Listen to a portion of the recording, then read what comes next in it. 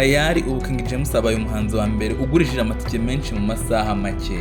Kimwe cya kabiri cy'amatike yo kujya mu gitaramo cya King James ubu tayari yamaze kuva ku isoko. Iyi nkuru yimbwirira inshuti yawe yari izi ko izajya mu gitaramo cya King James ku ya mbere y'ukwa munani, bikaba bigiye kuyirangiriraho ikirangaye amatike gashira ataragura itike. Inkuru dukesha Igihe ivuga yuko nyuma y'uko amatike y'igitaramo cya King James ashyizwe ku isoko kuwa 2 Gicurasi 2026, kuwa 3 Gicurasi 2026 byatangajwe ko kimwe cya kabiri cy'amatike byamaze kugurwa gusa mu masaha 28. Ibi byanahise bimugira umuhanzi wa mbere mu kugurishije amatike menshi mu gihe gito mu bamaze gukorera mu nzu ya BK Arena.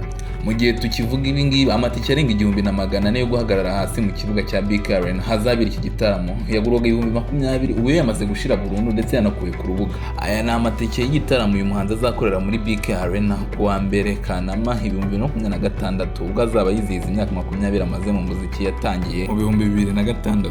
Ni wumva aya matike bari kuyagura nk'abagura amasuka ngo ugire ngo aranahendutse cyane, gusa nanone ntahenze kuko itike ya make yo kwinjira muri iki gitaramo iri kugura 15,000 igakurikirwa n'ibihumbi 20, mu gihe hari n'ibihumbi 25 ndetse n'ibihumbi 35, mu gihe muri VIP aho ari ibihumbi 60, ndetse abifuza kuzicarana ku meza ateye imbere y'urubyiniro bazayagura 2 miliyoni, ndetse n'abashaka kuzicarana muri suite basabwa kwishyura 3.5 miliyoni.